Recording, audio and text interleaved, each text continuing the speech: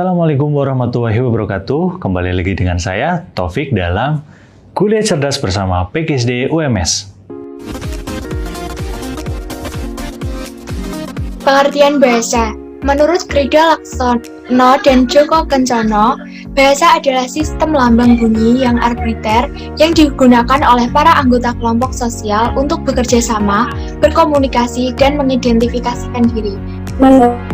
Pada tahun 1986, bahasa adalah suatu bentuk dan bukan suatu keadaan. Language may be form and matter, atau sesuatu sistem lambang bunyi yang arbiter, atau juga suatu sistem dari sekian banyak sistem-sistem, suatu sistem dari suatu tatanan, atau suatu tatanan dalam suatu sistem-sistem. Menurut Santoso, bahasa adalah rangkaian bunyi yang dihasilkan oleh alat ucap manusia secara sadar. Teori-teori pada perkembangan bahasa. Pertama, itu ada teori behaviorisme. Teori behaviorisme ini menekankan bahwa pemerolehan bahasa pertama yang dimiliki pada anak seperti berbicara, menyimak, dan menulis itu diakibatkan oleh faktor eksternal yang memengaruhinya. Jadi dalam belajar bahasa, anak itu akan menerima stimul berupa rangsangan dari lingkungannya, sehingga akan menimbulkan respon, yaitu berupa peniruan-peniruan yang dilakukan oleh anak tersebut. Jadi intinya teori behaviorisme ini menekankan bahwa pemerolehan bahasa yang oleh anak itu berasal dari faktor eksternal, yaitu lingkungannya, dengan prinsip stimulus respon. Kemudian yang kedua ada teori nativisme.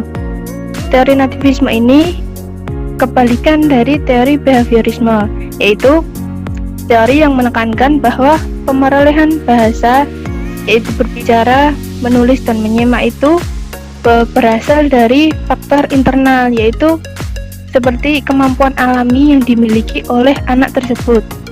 Karena para tokoh teori nativisme ini berpendapat bahwa bahasa itu terlalu rumit untuk sekedar dipelajari dari lingkungan, seperti peniruan-peniruan yang dilakukan oleh anak, sehingga mustahil bahwa bahasa itu hanya diterima atau ditiru dari lingkungannya. Pada intinya, teori nativisme ini menekankan bahwa perolehan bahasa yang dimiliki oleh anak itu berasal dari kemampuan alaminya sendiri. Yang ketiga yaitu teori kognitivisme. Teori kognitivisme adalah teori belajar individu yang menggunakan akal pikir pada manusia atau pikiran maupun berpikir. Teori ini sangat berfungsi untuk menggunakan otak, karena untuk melatih pikiran untuk berpikir secara cerdas agar dapat menyelesaikan permasalahan yang dialami.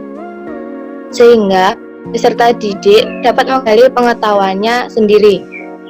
Jadi, dengan teori ini, seorang siswa akan memiliki pengetahuan yang mereka dapatkan tetap dalam ingatan mereka.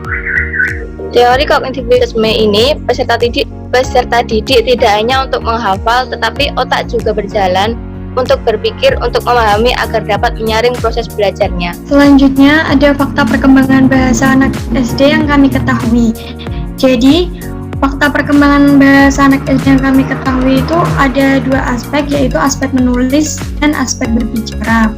Pada usia anak SD ini, perkembangan bahasa anak itu lebih sempurna, kemudian lebih terkoordinasi dengan baik.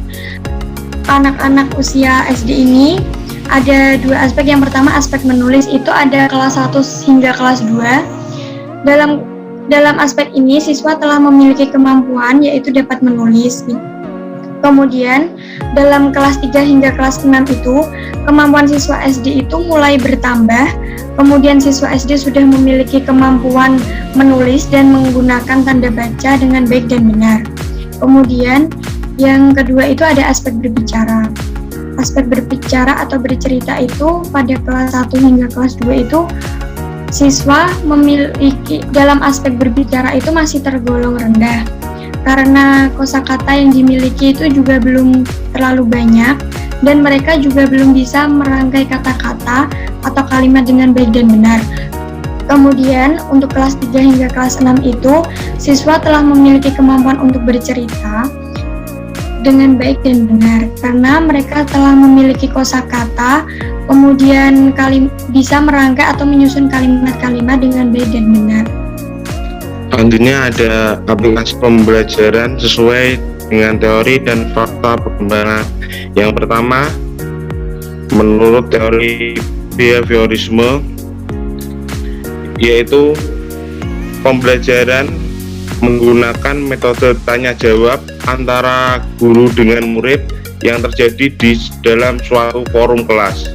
Kemudian yang kedua, contohnya metode pembelajaran dengan menggunakan kuis agar terjadi hubungan timbal balik antara murid dengan guru sehingga murid dapat mengungkapkan suatu argumen yang ada dalam pikirannya agar komunikasi dengan guru dan murid bisa terrealisasikan dengan baik.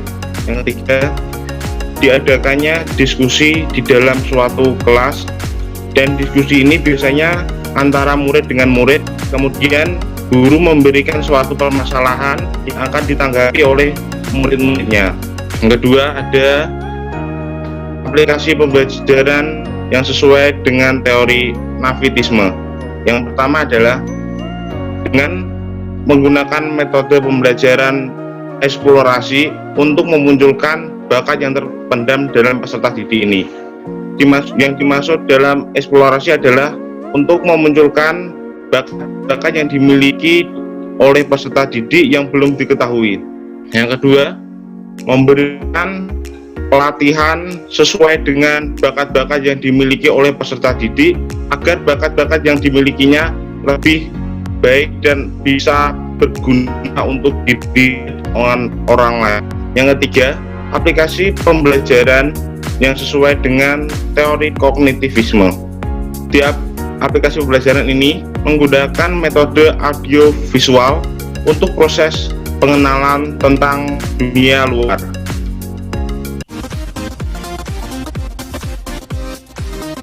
Demikian materi pada episode kali ini dalam Kuliah Cerdas bersama PGSD UMS.